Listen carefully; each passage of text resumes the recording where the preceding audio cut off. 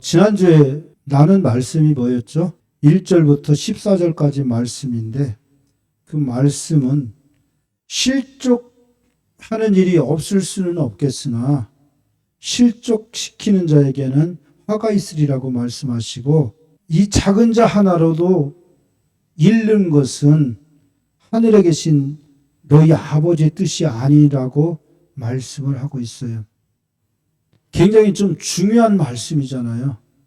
오죽하면 예수님께서 말씀하시기를 너희가 믿음 안에 같이 믿는 자 한 사람이라도 실족시키면은 연자맷돌이 그 목에 달려서 깊은 바다에 던져지는 것이 낫다고 말씀하셨어요. 연자맷돌이 얼마나 무거워요. 유대 나라에서는 그 연자맷돌을 사람이 돌리는 것이 아니라 낙타나 나귀 같은 그런 힘센 짐승을 사용해서 연자맷돌을 돌렸습니다. 그래서 방아를 찢는 것이었죠. 우리나라에도 그런 연자맷돌이 옛날에는 많이 있었잖아요. 그런 큰 맷돌이 목에 돌려서 묶여서 깊은 바다에 던져지면 어떻게 되겠습니까? 영원히 나올 수 없는 거죠. 그냥 사망할 수밖에 없는 거죠. 구원의 소망도 없는 것이죠. 이처럼 같은 믿음의 형제 중 한 사람이라도 우리가 말로서나 행동으로서 실족시키게 되면은 그런 화가 있다고 주님께서 우리에게 말씀하신 거예요. 그리고 이어서 15절부터 하시는 말씀이 뭐냐면은, 그러면 작은 자가 누구냐는 거죠. 작은 자를 실족시키는 그런 일이 무엇인가, 그 일에 대해서 말씀을 하고 있습니다. 예수님께서 말씀하시기를 12절부터 13절 말씀을 보면은 너희 생각에는 어떠하냐? 만일 어떤 사람이 양 100마리가 있는데 그 중에 하나가 길을 잃었으면 그 99마리를 산에 두고 가서 길 잃은 양을 찾지 않겠느냐? 진실로 너희에게 이르노니 만일 찾으면 길을 잃지 아니한 99마리보다 이것을 더 기뻐하리라. 이렇게 말씀을 하고 있어요. 이 말씀이 무슨 말씀일까요? 주님께서 우리에게 이 말씀을 주신 이유는 무엇일까요? 그 문제에 대해서 오늘 15절부터 20절까지의 말씀에 기록되어 있는 것을 볼 수가 있습니다. 15절에서 이렇게 말씀하고 있죠. 내 형제가 죄를 범하거든 가서 너와 그 사람과만 상대하여 권고하라. 만일 들으면 내가 내 형제를 얻은 것이요 라고 말씀을 하고 있습니다. 좀 전에 주님께서는 잃은 양 말씀을 하시다가 갑자기 내 형제가 너에게 죄 지은 것이 있는 것이 보이거든 이라고 말씀하고 있어요. 지금 우리 이 한 개역개정 성경에는 자세히 안 나와 있어요. 그런데 어떤 성경에를 보면은 내 형제가 너에게 죄를 범하거든 이라고 말씀하고 있어요. 그래서 제가 주석서를 이렇게 찾아보니까 주석서에는 뭐라고 말씀하고 있냐면, 이 형제가 지은 죄가 그런 그 하나님을 향한 그런 죄가 아니라 도덕적인 죄, 가령 형제 간에 서로 믿음에 있는 사람들끼리 서로 물고 뜯고 싸우고 또는 거짓말하고 사기치고 또 형제 물건을 도둑질하고 하는 그런 도덕적인 죄를 의미한다고 이렇게 주석서에 나와 있는 것을 볼 수가 있어요. 그런데 어쨌든 간에 이 죄라고 하는 단어는 헬라어 원문으로는 하말티아로 기록되어 있는 것을 볼 수가 있습니다. 그래서 우리가 내 형제가 너에게 죄를 지었다고 하는 것은 포괄적인 죄를 얘기하는 것이라고 할 수가 있어요. 그래서 우리 형제가, 그러니까 여기서 형제라고 하는 것은 육신의 형제를 얘기하는 것이 아니죠. 영적인 형제를, 그러니까 믿음 안에 있는 같은 종교를 가진 신앙생활을 같이 하는 사람을 형제라고 얘기하고 있는 거예요. 그래서 그 형제가 죄 지은 것을 너에게 혹은 다른 사람에게 죄 지은 것을 보거든 우선 먼저 가서 살짝이 가서 그 사람하고만 1대1로 책망하라는 거예요.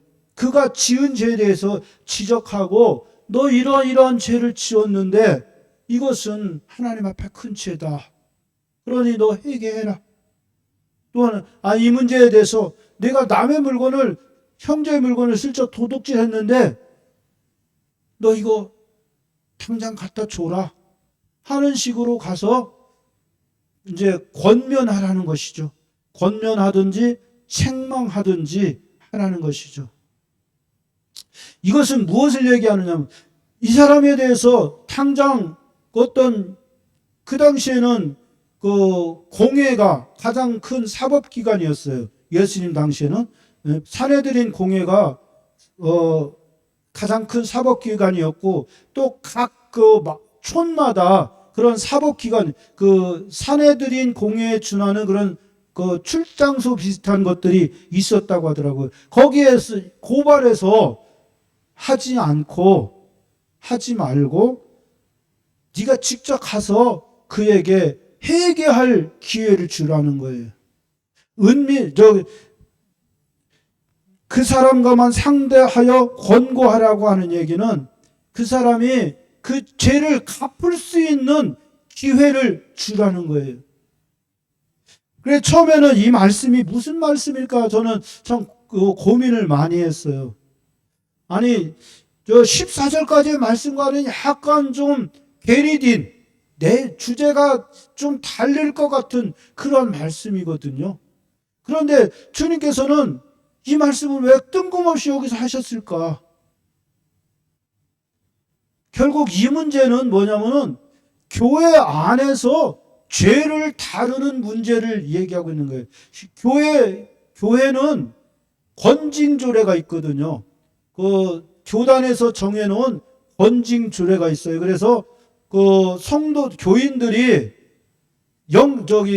종교적인 죄를 범했을 때 또는 세상적인 죄를 범했을 때는 교회에서 그 죄에 대해서 어떻게 처리한다고 하는 그런 권징조례가 있어요. 교회 헌법에 보면은요. 그리고 또 교단에 보면 교단 총회에 보면은 재판소가 설치되어 있어요. 그래서 어떤 고소건이나 이런 것들이 교회에 고발이 되면은 그러면은 그 재판국이 열리고 거기에서 이제 그 성도에 대해서 교인에 대해서 재판할 수 있도록 그렇게 하는 시스템이 마련이 되어 있습니다. 그것은 굉장히 공적인 것이죠. 그 하여간 재판국에 회부됐다고 하는 것은 그 사람이 죄인이라고 하는 것이 만천하에 드러나는 것을 얘기하는 거예요. 그런데 예수님은 먼저 그렇게 공적으로 그 사람의 죄에 대해서 다루기 전에 먼저 네가 가서 그 사람의 죄를 책망하고 그리고 그 사람의 죄를 씻을 수 있는 기회를 주라는 거죠. 스스로 해결할 수 있는 기회를 주라고 하는 것이죠. 그래서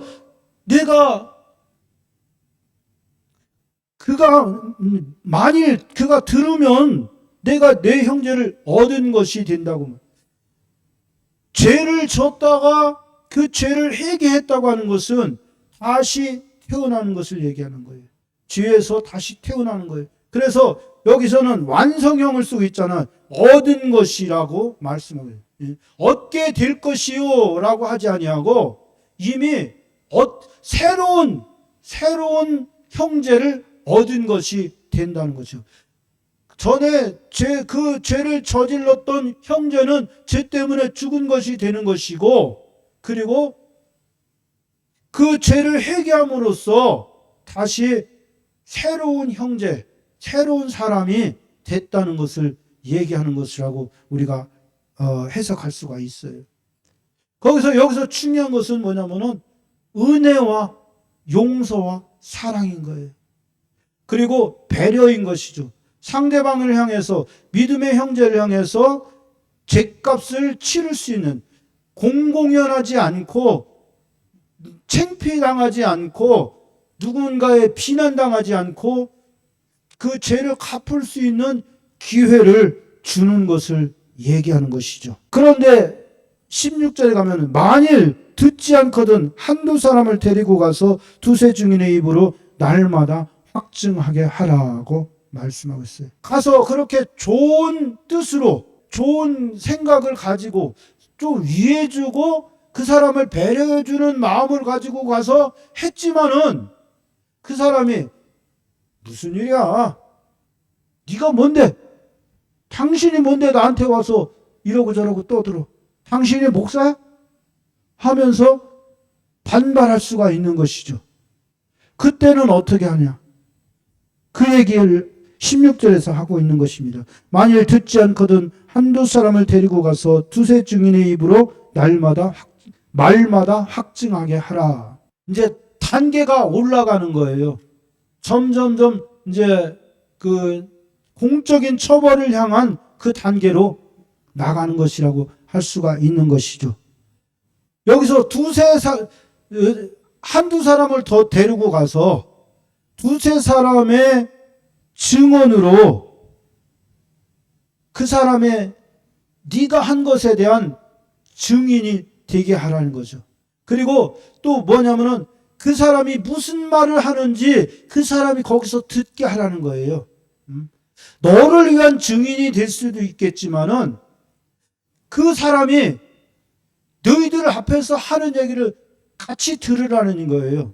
이것이 뭐예요? 나중에 이제 재판장에 가면은 증인이 되는 거예요. 그 사람이 어떠한 행위를 잘못했다고 증언할 수 있는 증인이 되는 것이죠. 그래 레위기 19장 15절인가에 보면은 하나님께서 말씀하셔요. 너희가 재판할 때에 그 사람이 죄를 졌다고 일방적으로 하지 말고 공정한 재판을 위해서 두세 사람의 증인을 세우라고 말씀하셔요. 그 두세 사람의 증언이 같이 일치하거든 그 사람을 죄인으로 정죄하라고 하는 거예요. 예수님께서 잡히셔서 빌라도의 법정에 끌려가셨어요. 그리고 사람들이 나와서 예수님을 고발하는데 그 증인들이 서로 말이 다 다른 거예요. 어떤 사람들은 예수님이 성전을 헐라고 했다고 하기도 하고 어떤 사람은 자기가 하나님의 아들이라겠다고 신성모독하기도 하고 한다고 자꾸 막 이구동성으로 얘기를 하는 거예요. 그런데 그들이 하는 말이 이 법에 합당한 그런 말이 없는 거예요. 그 말을 다 듣고 난 빌라도가 나도 이 사람에게서 죄를 발견하지 못했다고 너희 죄를 너희가 알아서 하라고 그렇게 판결을 미루는 것을 볼 수가 있습니다. 이처럼 두세 사람의 한두 사람을 더 데리고 가서 그 사람과 더불어서 그 사람을 이제 마지막으로 설득을 하는 거예요. 거기서도 들으면은 이제 그냥 그 죄는 이제 사적인 자리에서 마무리가 되는 겁니다. 여기까지 큰 배려라고 할 수가 있습니다. 그런데 17절에 보면 이렇게 말씀하고 있습니다. 만일 그들의 말도 듣지 않거든 교회의 말하고 교회의 말도 듣지 않거든 이방인과 세리와 같이 여기라고 말씀하고 있습니다. 여기서도 이제 두 단계가 나오는 거예요. 첫째, 너희들이 이제 사적으로 가서 해결하려고 했지만은 좀 인정을 베풀어서 해결하려고 했지만 그 사람이 전혀 움직일 기미가 보이지 않으면 이제는 이제 개인적으로 해결하지 말고 가서 이제 교회에 알리라는 거죠. 아까도 얘기했지만 우리 총회에 가면은 총회 재판국이 있습니다. 이제 그 재판국에 알려서 그 이제 법대로 처리를 받게 하는 수순을 밟으라는 거죠.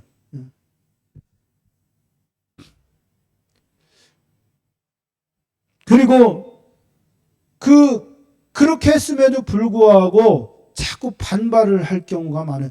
대부분이 반발을 많이 해요.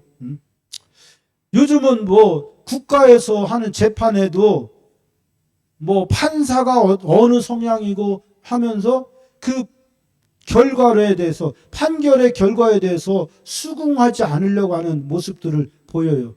그런데 이 사법권이 없는 교회에서 만약에 어떤 처벌을 한다고 한다면은 아마 요즘 교인들 중에서 100% 그것을 수용할 수 있는 사람이 과연 얼마나 될까요? 한번 우리가 생각을 해봐야 되는 것이죠. 그리고 교회 말도 듣지 않거든 이제는 뭐라고 얘기하면은 이방인과 세리와 같이 여기라고 말씀하고 있어요. 이방인과 세리는 어떤 사람들입니까? 교회 밖의 사람들이에요. 믿음과는 아무런 상관이 없는 하나님 나라의 밖의 사람들. 그러니까 쉽게 말하면 우리가 그토록 당신에게 인정을 가지고 권고했음에도 불구하고 당신이 죄를 전혀 인정하지 않고 이렇게 하니 이제 당신은 우리와 같이 같은 신앙 공동체에서 신앙생활을 할 수 없습니다. 이제 다음부터는 당신이 우리 교회에 나오는 것을 우리는 인정할 수 없습니다 하고 이제 출교 조치를 시키는 것을 얘기하는 거예요. 그런데 주님께서는 여기서 이렇게 이것으로 끝난 것이 아니라 18절에 이렇게 말씀하고 있죠. 진실로 너희에게 이르노니 무엇이든지 너희가 땅에서 매면 하늘에서도 매일 것이요 무엇이든지 땅에서 풀면 하늘에서도 풀리리라. 19절까지 보면은 진실로 다시 너희에게 이르노니 너희 중에 두 사람이 땅에서 합심하여 무엇이든지 구하면 하늘에 계신 내 아버지께서 그들을 위하여 이루게 하시리라고 말씀하고 있어요. 그러면은 그 사람이 교회가 하는 말도 듣지 않았는데 그러면은 그에게는 아무런 일도 일어나지 않느냐? 영적인 세계에서는 굉장히 큰 문제가 발생했다고 말씀하고 있는 거예요. 주님께서 말씀하셔요. 너희가 땅에서 매면 하늘에서도 매일 것이요 땅에서 풀면 하늘에서도 풀리리라. 이 말씀이 마태복음 16장 19절에도 기록되어 있죠. 베드로에게 주신, 베드로가 신앙 고백하죠. 주는 그리스도시요 살아계신 하나님의 아들이심이라고 고백하고 나니까 주님께서 이 반석 위에 내 교회를 세우리니 음부의 권세가 이를 이기지 못하리라. 너희가 땅에서 풀면 하늘에서도 땅에서 매면 하늘에서도 매일 것이요 땅에서 풀면 하늘에서도 풀리리라고 예수님께서 말씀하셨어요. 이 교회라고 하는 것이 무엇이냐? 많은 사람들이 생각하기에 이 교회라고 하는 것이 그냥 다른 일반적인 그런 조직과 같다고 생각을 하는 거예요. 뭐 산악회나 뭐 친목회나 또는 뭐 이런 조직과 같은 것이라고 생각을 해요. 그렇지만 교회라고 하는 것은 그런 것이 아니에요. 교회라고 하는 것은 예수님께서 말씀하신 것처럼 내 신앙 고백 위에 내가 교회를 세우겠다고 말씀하셨는데 교회를 세우신 분은 교회 주신 주인 되시는 분은 바로 주님이시라는 거예요. 주님께서 이 교회를 세우시기 위해서 대제사장과 장로들에게 붙잡혀 가시고 모진 고초를 당하셨죠. 침뱉음을 당하고 따귀를 맞으시고 하면서 온갖 수치를 다 당하셨어요. 그리고 채찍에 맞으셨어요. 이 채찍은 일반 채찍이 아니라고 말씀드렸습니다. 이 채찍은 끝이나 중간에 날카로운 쇠붙이나 또는 짐승의 뼈 같은 것을 뼈 조각에 갈아서 달아놨어요. 그래서 한번 칠 때마다 이 쇠나 또는 짐승들의 동물의 그 뼈가 살을 파고 들어가는 거예요. 그리고 그것을 잡아당기면은 그대로 살이 찢어지는 거예요. 그런 채찍에 맞는 형을 당하시고 자기 십자가를 지고 골고다 언덕 위를 올라가셨어요. 예수님은 십자가를 지고 골고다 언덕을 올라갈 수가 없었어요. 그래서 다른 사람을 시켜서 그 십자가를 지게 하셨어요. 그리고 그 십자가에서 매달리셔서 모든 물과 피를 다 쏟으시고 죽으신 거예요. 그 십자가가 바로 십자가 바탕 위에 교회가 세워진 거예요. 이 교회는 예수님의 목숨값으로 세워진 거예요. 그냥 김용관 목사가 자기 전셋돈 다 투자해서 세운 것이 아니라 영적으로 보면은 예수님의 피값으로 세워진 곳이란 말이에요. 그렇기 때문에 세상에 있는 그런 조직과는 달라요. 그리고 이 교회는 사람을 살리고 죽이는 그런 권세를 가지고 있는 거예요. 지금 당장 우리가 육신의 목숨을 뺏을 수는 없지만, 그러나 우리가 예수 그리스도를 믿는 믿음으로 말미암아 우리가 영생을 얻게 되는 거예요. 믿지 않는 사람은 예수 그리스도를 믿지 않음으로 말미암아 그 자기 죄를 짊어지고 영원한 형벌을 받아야 되는 것이죠.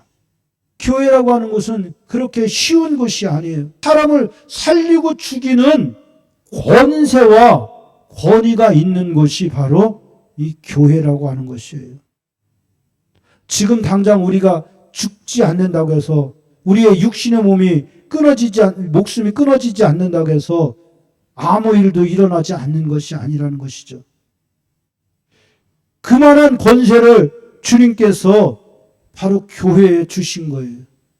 그 주님의 권세와 또 맡겨주신 그 권위를 가지고 재판하는 거예요. 지금은 사법권이 없기 때문에 육신의 몸을 감옥에 쳐넣거나 벌금을 내게 하거나 이렇게 할 수는 없지만, 교회에서 내리는 그 처벌은, 그 징계는 곧 바로 하나님께서 참여하시는 재판이라고 하는 거예요. 그래서 교회에서 결정한 대로 하나님께서도 그걸 봐주신다는 거예요. 교회에서 성도에 대해, 그 죄인에 대해서 징계를 내리면은 하나님께서도 그 징계를 통해서 유죄를 선언하실 수 있는 것이죠. 그리고 반대로 교회에서 이 사람은 죄가 없습니다 하고 판결을 내리게 되면은 하나님께서도 교회에서 내린 그 판결을 따라서 무죄 선언을 하실 수 있는 거예요. 이것이 하나님께서 교회에 내려주신 권위예요, 권위. 그리고 요즘은 그러잖아요. 한 교회에서 징계를 내리잖아요. 교회가 여기 하나뿐이야? 옆 교회로 가면 되지. 하고 뽀로로 다른 교회로 가요.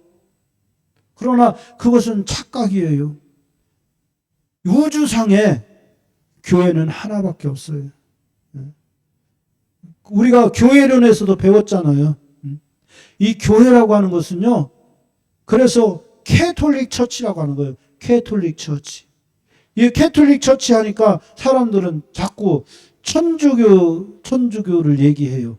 그러나 이 영어로서의 캐톨릭 처치는 그런 그 천주교를 얘기하는 것이 아니라 우주적인 교회를 얘기하는 거예요.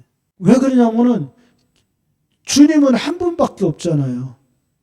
하나님도 한 분이시고 예수 그리스도도 한 분이신 거고 성령님도 한 분이셔요. 삼위일체 하나님이 한 분이시기 때문에 교회가 섬기는 교회는 하나, 그 몸된 교회는 하나밖에 없는 거예요. 어떻게 주님은 교회 한 분이신데 주님의 몸이 여기저기 찢어져서 생길 수가 있겠냐고요. 그거는 있을 수가 없는 일이에요. 오직 단지 우리 이런 교회를 뭐라고 하냐면 지역교회라고 하는 거예요. 지역교회. 한 공간에서 전부 다 같이 예배 드릴 수는 없잖아요. 그래서 나눠서 드리는 거예요. 나눠서 지역 묶어서 이렇게 모여서 예배를 드리고 있는 것이죠. 그렇지만 교회에게 주신 권위는 똑같다고 생각을 하시면 되는 거예요. 그래서 우리가 신앙생활하면서 굉장히 조심해야 되는 것이죠. 정말로 내가 하나님 앞에 범죄하지 않을까 늘 자신을 돌아보고 그렇게 신앙생활을 하는 거예요. 그리고 또 하나 중요한 것이 뭐냐면은 너희 중에 두 사람이 땅에서 합심하여 무엇이든지 구하면 하늘에 계신 내 아버지께서도 그들을 위하여 이루게 하시리라. 두세 사람이 내 이름으로 모인 곳에 나도 그들 중에 있느니라고 말씀을 하셔요. 성도 한 사람을 재판하면서도 그냥 하지 말라는 거예요. 너희들이 인본적인 생각을 가지고 너희들이 육신의 생각을 가지고 하지 말라는 거예요. 두세 사람이 합심하여 기도하라는 거예요. 그 사람을 위해서 그 사람이 돌아올 수 있도록 그 사람이 회개할 수 있도록 기도하라고 하는 것이죠. 두세 사람이 합심하셔 기도하면 하늘에 계신 하나님께서도 우리의 기도를 들으시고 그 사람에 대한 합당한 판결을 내리시겠다고 말씀을 하고 있는 거예요. 이 말씀과 오늘 이 15절부터 20절의 말씀과 1절부터 14절의 말씀이 같은 맥락 안에 있는 겁니다. 하나님께서는 한 영혼이라도 잃는 것을 기뻐하지 않으셔요. 왜? 그 한 영혼이 어떻게 탄생한 영혼이에요?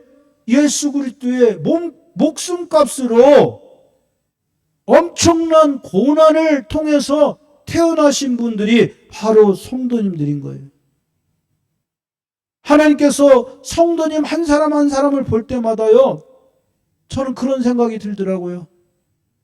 자기 아들이 채찍에 맞으면서 그 몸이 찢어지고 갈라지고 엄청난 고통과 고난을 당하고 그리고 십자가에 달려서 몇 시간을 그 어마어마한 고통을 당하셨던 그 모습을 지켜보셨던 하나님, 그 하나님의 그 마음이 거기에는 녹아 들어가 있는 거예요.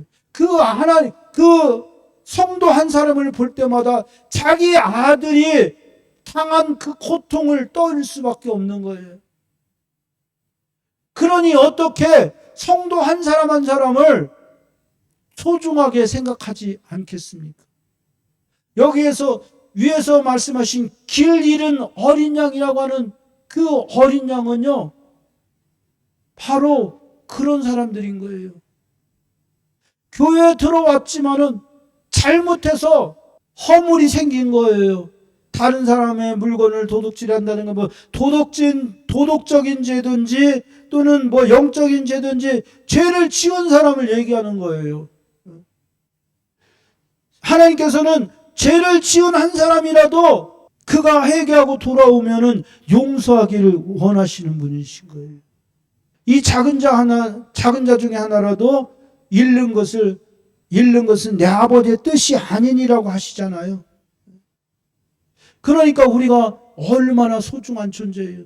그런데 내가 그 믿음의 형제를 향해서 삿대질을 하고 그 사람의 물건을 도둑질하고 그 사람을 또 해코지하고 할 수가 있겠습니까? 하늘에 계신 하나님께서 두 눈이 시퍼렇게 뜨고 바라보고 계시는데, 그래서 예수님께서 형제를 향하여 미련한 놈이라고 하는 것은 지옥불에 들어갈 것이요 형제를 향해서 나가라 하는 자는 공에 잡혀가겠다고 말씀을 하시는 거예요. 믿음의 형제가 그렇게 중요한 거예요.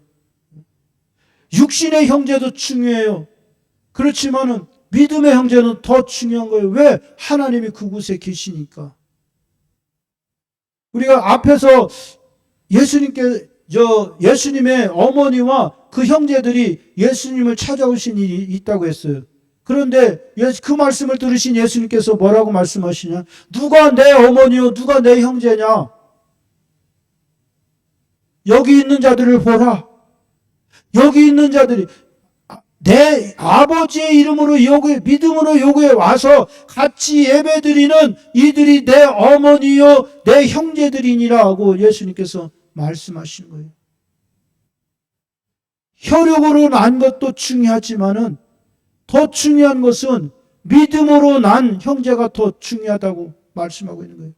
그 믿음으로 났다고 하는 것은 바로 예수님의 십자가의 그 고난을 통해서 태어난 거예요. 그냥 나 예수님 믿어요 해서 믿는다고 해서 형제가 된 것이 아니라 예수님께서 그 모진 고난과 고초를 당하신 그 희생과 그 사랑과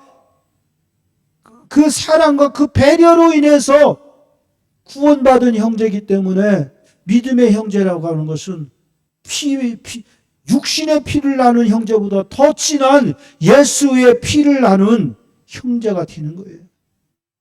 그렇기 때문에 믿음의 형제를 함부로 할수는 안 되는 거죠. 그리고 끝까지 그가 돌아오게 하기 위해서 최선을 다해야 되는 것이고, 또 하나 중요한 것은 뭐냐면은 그렇다고 해서 죄짓고 불의하고 막 그런 막둥이 같은 그런 일을 막 저질렀는데도 불구하고 그냥 용납해 둘 것이냐? 아니라는 거죠. 교회는 어떤 곳이냐? 거룩한 곳이에요. 교회는 어떤 곳이냐? 경건한 곳이에요. 왜? 주님의 피가 흐르는 곳이기 때문에. 그렇기 때문에 죄를 범하는 형제를 보면 그냥 놔둬서는 안 된다는 거예요. 찾아가서 권면하고, 그래도 듣지 않거든 한두 사람을 더 데리고 가서 그 증인으로 하여금 그로 하여금 증인이 될 수 있게 해서 어떻게 해서든지 그 사람을 회개시키라고 하는 거예요. 이게 오늘 본문에 나온 주님의 말씀에, 주님이 우리에게 주신 말씀의 의미가 아닐까 저는 그렇게 생각합니다. 그래, 교회에는 양면성이 있는 거예요. 죄에 대해서는 엄격하지만은, 그러나 그 죄는 미워하지만 그 죄를 지은 형제, 그에게는 예수님의 십자가 보혈의 은혜가 있기 때문에 그를 끝까지 구원받도록 우리가 권면해야 되는 그런 의무가 우리 가운데 있다고 하는 것을 우리는 기억해야 될 것입니다. 기도하겠습니다.